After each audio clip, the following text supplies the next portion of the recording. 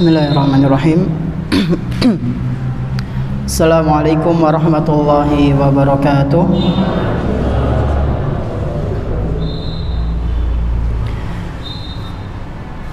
Alhamdulillahirabbil alamin. Wassalatu wassalamu ala nabiyyina Muhammadin wa ala alihi wa ashabihi wa man tabi'ahum bi ihsanin ila yaumiddin. Asyhadu an la ilaha illallah wahdahu la syarika lah wa asyhadu anna Muhammadan abduhu wa rasuluhu la nabiyya ba'dah. Alhamdulillah, segala puji hanya milik Allah Subhanahu wa taala, di mana Dia telah memberikan kepada kita semuanya nikmat yang begitu banyak. Dan di antara kenikmatan-kenikmatan yang telah Allah Subhanahu wa taala berikan kepada kita semuanya, yaitu berupa nikmat iman, nikmat Islam, nikmat sehat, nikmat kita bisa kembali menghadiri majelis taklim di salah satu rumah-rumah Allah Subhanahu wa taala yang kita cintai ini. Kita berharap kepada Allah Subhanahu wa taala, semoga apa yang kita pelajari pada malam yang berbahagia kali ini bisa kita amalkan dalam kehidupan sehari-hari, sehingga menjadi bekal amal soleh kita kelak ketika berjumpa dengan Allah Subhanahu wa taala di hari akhir nanti. Allahumma amin. Tak lupa pula salawat beserta salam semoga senantiasa tercurah limpahkan kepada Nabi kita yang tercinta, Nabi Muhammad sallallahu alaihi wasallam, beserta para keluarganya, para sahabatnya, dan umatnya yang senantiasa mengikuti sunnah-sunnah beliau hingga hari akhir nanti. Jamaah salat maghrib rahimani wa rahimakumullah. Insyaallah pada kesempatan malam yang berbahagia kali ini kita akan melanjutkan pembahasan tentang materi nopo Pak Bu? Fikih. Yeah. Kita akan melanjutkan pembahasan materi tentang fikih yang mana kemarin kita masih dalam bab mandi. Masih ingat dengan materi kemarin atau sudah lupa Pak Bu? Lupa ya. Insya Allah sebelum kita lanjut membahas materi mandi pada malam hari ini, kita akan sedikit murojaah, sedikit mengulang materi yang kemarin telah kita bahas. Kemarin kita membahas bahwasanya orang yang mandi, ada beberapa hal yang menyebabkan orang itu wajib untuk mandi. Yang pertama karena apa Pak Bu? Karena haid. Nggih. Ini khusus bagi wanita. Karena nggak mungkin ada laki-laki yang haid. Jadi nggak mungkin ada laki-laki prai sholat, orang mungkin. Kalau ada laki-laki prai sholat, maka harus dipertanyakan itu. Jadi yang pertama, wanita haid maka dia wajib untuk mandi ketika haidnya sudah selesai. Terus yang kedua apa? Nifas. Nggih, Masya Allah. Kemudian yang ketiga apa? Ketika junub. Ini yang jawab kok ibu-ibu terus. Bapak-bapak tawadhu kadosen iki nggih. Tawadhu rendah hati. Junub ini kemarin kita bahas ada dua, Pak Bu. Junub ini kemarin kita bahas ada dua. Orang itu wajib mandi. Yang pertama adalah karena dia bersenggama. Karena dia apa? Bersenggama, hubungan badan dengan pasangannya. Yang kedua karena nuwun sewu keluar sperma ya, atau keluar mani. Nah, yang bersenggama ini meskipun berhubungan badan tapi tidak mengeluarkan sperma, maaf, apakah wajib mandi atau tidak, Pak Bu? Wajib nggih. Masya Allah niki ibu-ibune nyatet nggih. Apa pakai hafalan, Bu? Hafalan, Masya Allah, Masya Allah. Jadi nuwun sewu, seorang suami atau istri ya, seorang suami istri yang berhubungan badan meskipun tidak mengeluarkan air mani bagi laki-laki ya, maka keduanya tetap harus mandi wajib ya. Kemudian yang kedua yaitu seorang laki-laki yang mengeluarkan maninya, maka ini juga wajib mandi. Kemudian yang berikutnya adalah orang masuk Islam atau mu'alaf, maka dia disunahkan atau diperintahkan untuk mandi. Dan yang terakhir adalah orang yang meninggal dunia, maka dia juga harus dimandikan. Ora ta yang adus dewek nggih. Nek adus dewek la medeni kowe. Nah, jamaah sekalian rahimani wa rahimakumullah, insyaallah pada malam yang berbahagia kali ini kita akan melanjutkan pembahasan mandi dan kita sekarang memasuki tata cara mandi wajib. Nah, tata cara mandi wajib. Sebagian dari kita itu kadang masih bingung bagaimana caranya mandi wajib ya. Kadang ada sebagian orang niku Pak Bu ngakune mandi wajib tapi nuwun sewu sirahe isi garing. Nah, ora keramas atau masih ada bagian-bagian yang kering seperti di bagian lipatan-lipatan, maka mandi yang seperti ini mandinya kurang sempurna, bahkan sangat dikhawatirkan tidak diterima. Na'udzubillah. Oleh karena itu betapa pentingnya kita mempelajari tata cara mandi wajib ya. Karena ini adalah sesuatu yang urgen, penting. Karena kalau orang melakukan hadas besar kemudian dia tidak membersihkan hadas besar yang ada di dalam tubuhnya, maka ya sholatnya nggak sah ya. Karena dia membawa hadas besar. Orang hadas kecil saja kita nggak boleh melaksanakan sholat, apalagi sampai hadas besar. Maka ini harus kita perhatikan bersama. Nah, sekurang-kurangnya Pak Bu, di sini insya Allah kami akan bawakan sekitar 7 hal yang harus kita perhatikan ketika akan mandi besar. Yang pertama tentu yaitu niat. Yang pertama apa? Niat. Niat niku teng pundi? Dalam hati ya. Jadi ketika panjenengan ya, berhadas besar, kemudian panjenengan mau mandi dan ada keinginan panjenengan pengen mengangkat hadas besar itu, maka itu sudah dinilai niat ya. Panjenengan ditanya sama istrinya panjenengan, Pak, mari ngendi?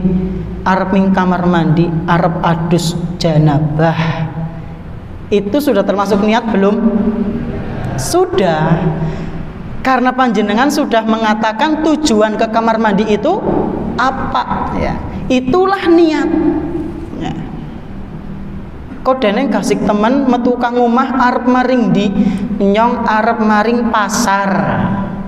Ucapan nyong arep maring pasar itu niat atau bukan? Niat. Ya. Jadi niat itu adalah tujuan. Kalau kita bertujuan untuk melakukan ini atau itu, maka itulah niat. Kenapa ini penting Pak Bu, niat? Jawabannya adalah karena niat itu sebagai pembeda. Karena apa? Niat itu sebagai pembeda. Aktivitasnya sama-sama mandi, sama-sama ngebyur air, ngebyur tubuh dengan air. Apa yang membedakan antara dua orang yang mandi ini Pak Bu? Niatnya. Yang satu mandi biasa anu sumuk ben seger, yang satunya mandi karena apa? Mengangkat hadas besar, mandi junub. Padahal aktivitasnya sama, tapi ternyata niatnya berbeda. Inilah pentingnya niat. Dan ini mencakup dalam segala hal Pak Bu, baik dalam mandi, dalam sholat, ya, dalam ibadah-ibadah yang lain. Niat itu penting ya. Betapa banyak orang yang menghadiri masjid untuk sholat jamaah tapi niatnya beda-beda ya. Kadang ada di antara kita yang niatnya pengen dipuji sama orang, ada yang niatnya karena pengen PDKT sama calon mertua misalnya, ada yang niatnya karena pengen mendapatkan jabatan ya, karena dalam maning nyalon misal ya. Aktivitasnya sama, apa yang membedakan? Niat ya. Maka penting harus kita perhatikan bersama. Innamal a'malu binniyat. Sesungguhnya amalan-amalan itu tergantung dengan niatnya. Ini yang pertama. Ketika kita akan mandi wajib, maka harus perhatikan niat kita. Kemudian yang kedua, yaitu dianjurkan, ini tidak sampai taraf wajib, cuman apa? Anjuran, sunnah ya. Dianjurkan untuk membaca basmalah ketika akan nyiram, ketika akan mandi. Jadi sebelum kita mandi, kita apa? Niat, kemudian apa? Baca basmalah. Boleh kita ucapkan, boleh tidak. Boleh make, boleh tidak. Karena ini sifatnya apa? Anjuran. Ada sebagian ulama yang menganjurkan ini, ada sebagian ulama yang tidak. Para ulama yang menganjurkan untuk mengucapkan basmalah, mereka berdalil dengan sebuah hadis yang diriwayatkan oleh Imam Abu Dawud. Bahwasanya dalam hadis itu disebutkan Rasulullah sallallahu alaihi wasallam bersabda, kullu amrin dzibalin la yubda'u fihi bismillahirrahmanirrahim ya, atau bihamdillahi. Dalam riwayat lain disebutkan bismillahirrahmanirrahim fahuwa aqta.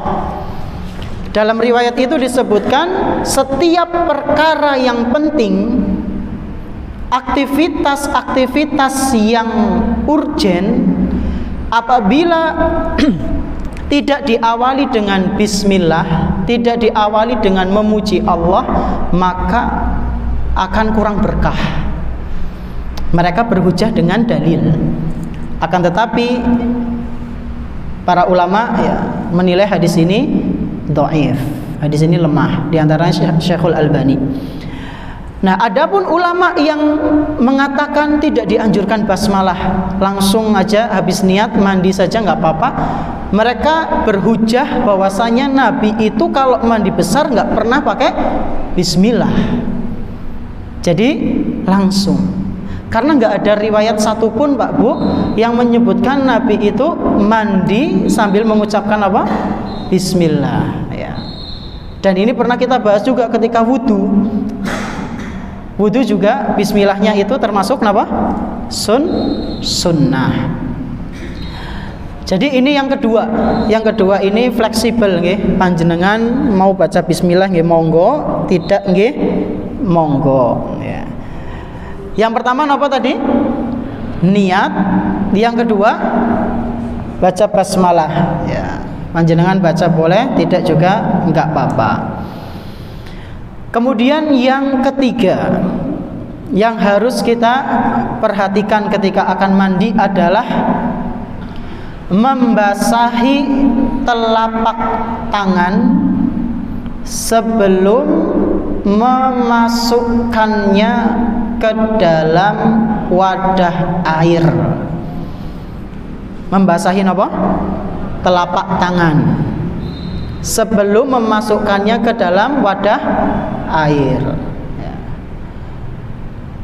Jadi gimana caranya? Kita ngambil pakai gayung air yang ada di ember besar, kemudian kita siramkan ke telapak tangan kita ya. Ambil kanan, siram yang kiri, kemudian ganti yang kanan, diusap ya, dibasuh sampai 3 kali. Setelah itu membersihkan kemaluan dari kotoran ya. Setelah sudah membasuh telapak tangan, nuwun sewu, habis itu napa Pak Bu? Membersihkan nuwun sewu kemaluan dari kotoran. Ya mungkin ada najisnya atau mungkin maaf ada bekas spermanya, bekas madhinya, maka itu harus dibersihkan dulu ya. Jadi dibersihkan, kemudian sudah telapak tangan, kemudian bersihkan kemaluan. Dengan tangan apa? Tangan kiri ya. Jadi kalau megang kemaluan itu usahakan pakai tangan kiri ya, itulah sunnahnya. Nah setelah itu kemudian tangan kiri yang habis buat mencuci kemaluan diletakkan di tanah. Nabi SAW seperti itu dulu, diletakkan di tanah, nenek. Nah kemudian di apa ini namanya ya, gosok-gosok dikit. Itulah yang dilakukan oleh Nabi SAW dahulu seperti itu. Dalilnya adalah sebuah hadis yang diriwayatkan oleh Imam Muslim. Hadis sahih dari sinten? Imam Muslim. Dari sahabiah Maimunah ya. Maimunah ini adalah istrinya Nabi SAW, bibinya Ibnu Abbas ya. Maimunah ini bibinya Ibnu Abbas, istrinya siapa? Nabi SAW. Nah Maimunah ini pernah cerita, adnaitu li Rasulillah sallallahu alaihi wasallam ghuslahu minal janabati fa ghassala kaffaihi marrataini aw salasan. Aku pernah ketika itu suatu hari memberikan apa namanya ya, air ya, sebuah air untuk Nabi sallallahu alaihi wasallam yang akan mandi janabah. Siapa tadi yang memberikan air Pak Bu? Maimunah namanya, radhiyallahu anha. Aku pernah memberikan air kepada Nabi sallallahu alaihi wasallam ketika beliau akan mandi janabah. Maka beliau membasuh telapak tangannya, kedua telapak tangannya, marrotain au salasan. Membasuhnya sebanyak 2 sampai 3 kali. Dibasuh dulu ya. Kemudian setelah itu summa adkhala yadahu fil ina. Setelah itu Nabi sallallahu alaihi wasallam memasukkan tangannya ke dalam ina. Ina itu ya sejenis bejana, ember lah kalau kita.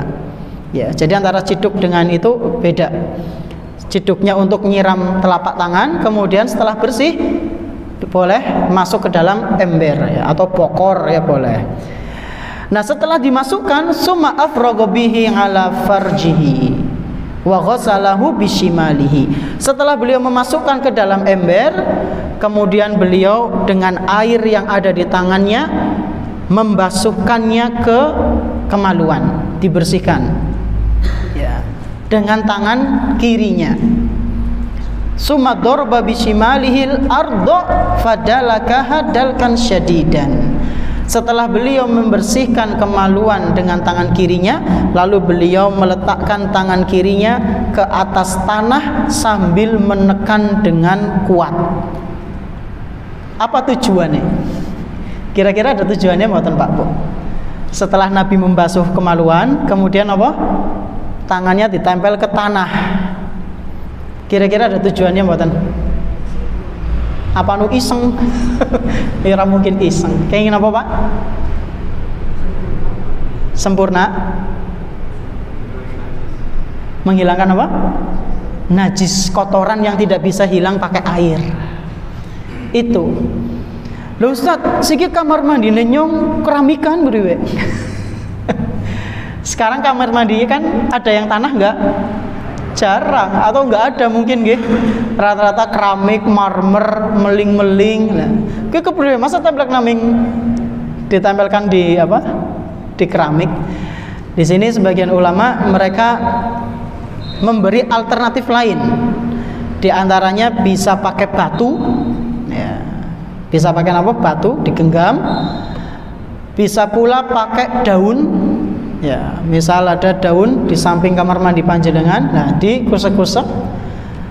Atau bisa pakai yang paling terakhir sabun, ya, supaya lebih apa? Bersih. Dan sebagian ulama menjelaskan kenapa kok Nabi ke tanah, karena untuk menghilangkan bau sperma. Karena bau sperma itu nuwun sewu sangat napa? Menyengat dan genah banget ya. Cara ngilanginya pakai apa? Tanah. Di seperti ini kan, agak dikusek, ditekan sedikit. Itulah Nabi Shallallahu Alaihi Wasallam ketika ngajari kita mandi. Ini belum selesai, hadisnya panjang Pak Bu. Jadi ini yang ketiga. Apa yang ketiga Pak Bu? Membasuh apa dulu? Telapak tangan sebanyak berapa? 3 kali. Setelah itu boleh masuk ke dalam bejana, ngambil air di tangan kiri untuk membasuh kemaluan. Setelah membasuh kemaluan, maka habis itu apa? Tangannya diletakkan di tanah. Kalau kita nggak ada tanah dalam kamar mandi kita, maka bisa pakai sabun. Ya, tidak mengapa. Yang penting untuk menghilangkan bau itu. Ya, bau dari sperma tersebut. Paham sampai sini? Paham, alon-alon nggih. Kita pelan-pelan. Jadi yang pertama apa tadi? Niat. Yang kedua baca basmalah. Wajib atau sunnah? Sunnah. Kemudian yang ketiga membasahi telapak tangan, kemudian sebanyak 3 kali, lalu bersihkan kemaluan. Habis itu tangan kita ditempelkan di atas tanah atau sabun atau batu atau yang semisalnya untuk menghilangkan bau tersebut. Kemudian yang keempat yaitu berwudu. Yang keempat adalah berwudu. Disunahkan berwudu seperti halnya akan menunaikan sholat. Disunahkan wudu seperti apa? Kita akan sholat ya. Berarti wudunya itu mirip seperti kita akan sholat. Nah, pas itu kita pernah praktek wudu. Masih ingat nggih? Ya kudune masih ingat. Abendina praktek jenengan. Ada sunah-sunahnya, ada rukun-rukun wudunya. Yang nggak boleh ditinggalkan itu apa? Rukun wudu. Apa saja Pak Bu rukun wudu? Panjenengan masih ingat? Niat, terus basuh tangan dulu ya. Tangan, kemudian habis itu udah tangan. Wajah ya, itu sunnahnya tangan. Yang rukun yang nggak boleh sampai ditinggalkan, kenapa? Wajah, wamsahu biruusikum, faghsilu wujuhakum wa aydiyakum ilal marafiq. Basuhlah wajah kalian, kemudian apa? Tangan, lalu kepala, kaki. Itulah anggota tubuh yang nggak boleh sampai kelewat di dalam wudu. Kalau kelewat wudunya nggak sah. Itu dalam Al-Quran surat Al-Maidah. Jadi wajah, tangan sampai siku, kepala dan kaki sampai mata kaki. Ya. Ini adalah rukun-rukun wudu. Sudah kita bahas di beberapa pertemuan yang lalu. Nah, orang yang mandi besar, maka disunahkan dia berwudu seperti akan sholat. Dia berwudu seperti akan sholat.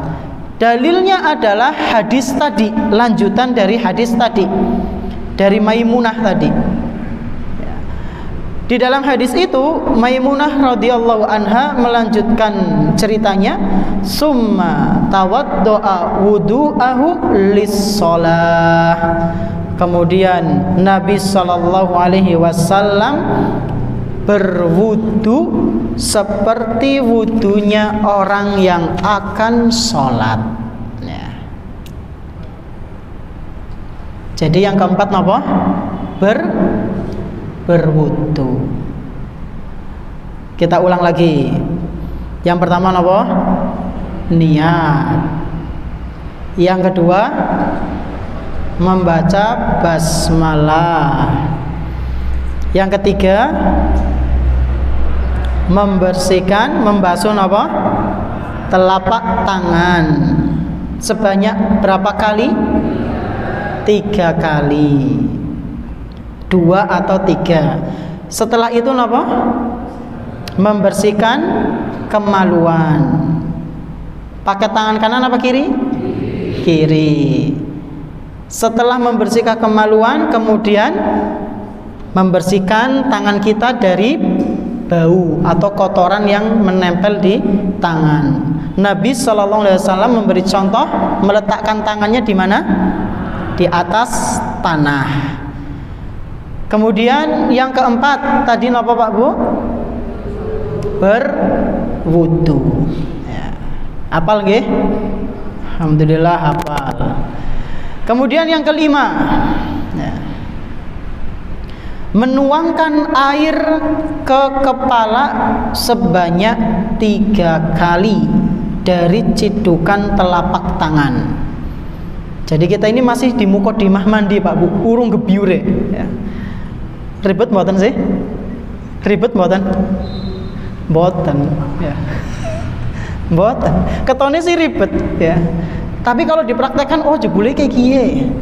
Dulu saya waktu SMP ya masih ingat dulu belajar ini kayak ini mandi wajib kayak ini ribet temen gitu. Ya. Tapi kalau kita sering mandi dengan praktek yang seperti ini Pak Bu, ya, praktek yang apa yang dicontohkan oleh Nabi SAW, lama-lama kita akan terbiasa. Ya kayak sholat lah. Bocah cilik kadang pertama kali sholat kan kayaknya berat menurut dia. Takbir disit, habis itu ruku, habis ruku apa ya, sujud langsung apa i'tidal ya. Ya kan masih dipikir karena belum terbiasa. Begitu pula dengan mandi wajib yang sesuai dengan ajaran Nabi Sallallahu Alaihi Wasallam. Kalau kita mandinya seperti yang diajarkan oleh Nabi, ya udah biasa nanti, ya nggak ribet. Yang kelima apa tadi Pak Bu? Menuangkan air ke kepala sebanyak berapa? 3 kali pakai nopo? Cidukan tangan.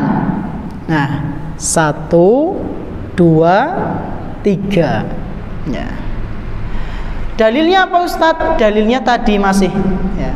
Nanti panjenengan mungkin pulang atau bisa lihat di aplikasi hadis ya, kitab hadis itu dalam Sahih Muslim nomor 317. Ya, karena itu hadisnya panjang. Kalau saya bacakan langsung jadi satu, mbok tambah bingung. Jadi saya potong-potong. Yang kelima adalah menuangkan air ke kepala pakai cidukan tangan. Kata Maimunah radhiyallahu anha, summa afragha ala ra'sihi salasa hafanatin mil'a kaffihi. Kemudian Nabi sallallahu alaihi wasallam menuangkan air ke kepala beliau sebanyak 3 kali dari cidukan telapak tangan. Jadi pakai cidukan telapak tangan, kudu nganggo ember. Nganggo ember ya mumet nggih. Nah, di sini para ulama kemudian ada yang berbeda pendapat mengenai keadaan wanita. Ada wanita yang rambutnya itu kadang mandi dikepang. Ini bagaimana? Apakah kepangnya harus dilepas atau tidak? Atau bagaimana? Pripun Bu panjenengan? Dilepas, Masya Allah. Di sini ada 2 keadaan Bu. Jadi dilepas apabila dikhawatirkan air tidak menyeluruh di rambut. Air tidak menyeluruh kena rambut. Maksudnya gimana Ustadz? Jangan sampai ya, misalnya kita jangan sampai mandi wajib ada 1 helai pun rambut yang masih kering. Nah, sehingga kita melepas kepang kita, maka ini tidak mengapa. Keadaan yang kedua, boleh wanita mandi besar dalam kondisi rambutnya dikepang, tidak mengapa, dikucir. Jika dia yakin rambutnya itu basah semua. Dengan syarat apa? Jika dia yakin rambutnya basah semua. Jadi fleksibel. Boleh dikepang, boleh diurai. Dan ini pernah terjadi di zamannya Nabi sallallahu alaihi wasallam. Dalam sebuah hadis riwayat Imam Muslim dari Ummu Salamah. Suatu hari Ummu Salamah ini pernah nemui Nabi sallallahu alaihi wasallam, lalu bertanya kepada Nabi, "Ya Rasulullah, inni imra'atun asyaddu dhafra ra'si fa anquduhu li ghuslil janabah." Wahai Rasul, aku adalah seorang wanita yang biasa mengepang rambutku, wahai Rasul. Ini kata siapa Pak Bu? Ummu Salamah. Ummu Salamah niku perempuan atau laki-laki? Ya perempuan lah. Jenenge Ummu nggih. Nah, Ummu Salamah ini tanya kepada Rasulullah sallallahu alaihi wasallam, "Wahai Rasul, aku ini adalah seorang wanita yang biasa mengepang rambut, wahai Rasul, mengucir rambutku. Apakah aku perlu untuk melepaskan kucirku, melepaskan kepangku ketika mandi janabah?" Maka kata Nabi sallallahu alaihi wasallam, "La." Apa artinya la? Tidak, Masya Allah. Nggak perlu Ummu Salamah. Innama yakfiki antahsiya ala ra'siki salasa hasayatin. Cukup bagimu untuk membasahi kepala, ya, rambutmu itu dibasahi dengan cidukan tangan sebanyak 3 kali. Summa tufidina alaikil ma'. Lalu siramkan semua anggota tubuhmu dengan air, fatathurin, maka kamu sudah selesai. Ya. Jadi kata Nabi sallallahu alaihi wasallam, tidak perlu. Ya. Ini jika dia yakin, ya, rambutnya akan basah semua.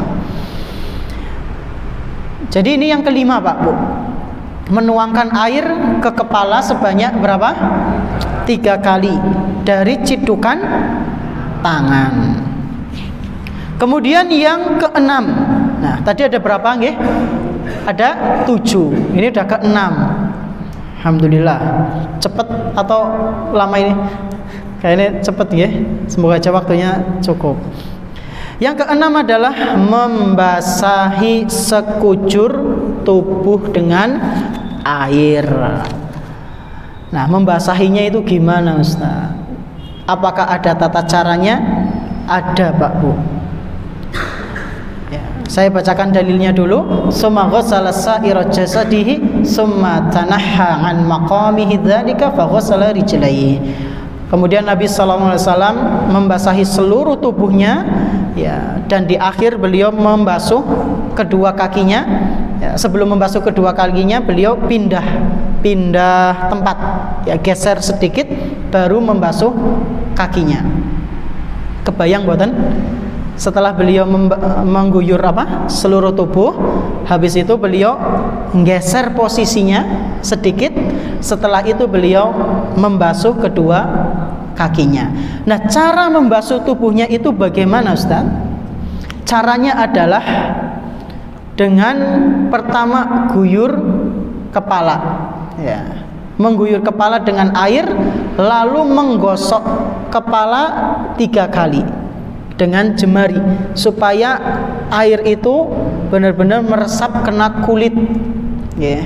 Digosok sebanyak berapa? Guyuran 3 kali lalu digosok. Setelah itu mengguyur badan yang sebelah kanan terlebih dahulu. Jadi satu kanan, ya, di depan, kemudian belakang, lalu kiri, depan, belakang, terus kanan lagi, depan, belakang, kiri, depan, belakang, kanan, depan, belakang, kiri, depan, belakang, 3 kali. Tergambar mboten? Sampun nggih, waktu isya nggih. Aduh. Jadi apa? Kanan 3 kali, kiri 3 kali. Ini adzan dulu napa? Boten napa-napa. Nggih, sebentar nggih. Tinggal kurang 1. Apa selesaikan minggu depan, bulan depan? Kelalen maning nggih. Kelalen maning. Nggih. Nah, jadi napa Pak Bu? Bagian depan kanan, ya, kanan depan, kemudian belakang, lalu kiri depan, belakang. Berapa kali? 3 kali. Jadi 1, 2, 2. Begitu nggih? Bukan maaf, 1, ya 1 begitu. Kemudian 2, 3 begitu, ya. Itu yang dijelaskan oleh para ulama. Nah, masing-masing 3 kali. Kemudian jangan lupa kita perhatikan lipatan-lipatan yang ada di anggota tubuh kita, Pak Bu. Seperti di lengan tangan, lengan kaki, ya, lutut, kemudian telinga itu juga harus kita gosok, leher, kemudian ketiak, ya, bagian bawah perut, ya. Pokoknya semua lipatan itu harus basah kena air. Jemari-jemari, ya, kuku, nuwun sewu, kukunya jangan panjang-panjang, ya, karena itu untuk ngalir air ke dalam, ya. Kemudian apa malih? Ya, hidung, ya. Pokoknya yang lipatan-lipatan itu diperhatikan. Lalu yang ketujuh, menggunakan air yang secukupnya. Insya Allah yang ketujuh ini nanti ada pembahasan khusus mengenai hal-hal yang dibenci ketika mandi wajib. Di antaranya adalah mandi wajib dengan air yang terlalu banyak. Contohnya sepinten? Setandun, kayak orang member. Satu niku. Nah, ini beberapa hal yang perlu kita perhatikan. Tergambar mboten Pak Bu prakteknya? Tergambar nggih? Ya, alhamdulillah kalau tergambar. Mungkin ini yang bisa kami sampaikan, kurang lebihnya mohon maaf. Terima kasih atas perhatiannya. Kita tutup dengan doa kafaratul majelis. Subhanakallahumma bihamdik asyhadu an la ilaha illa anta astaghfiruka wa atubu ilaik. Wassallallahu ala nabiyyina Muhammadin wa ala alihi washabihi ajma'in. Wassalamualaikum warahmatullahi wabarakatuh. atau perlu saya coba praktik di sini? Maksudnya gerakannya saja atau gimana Pak?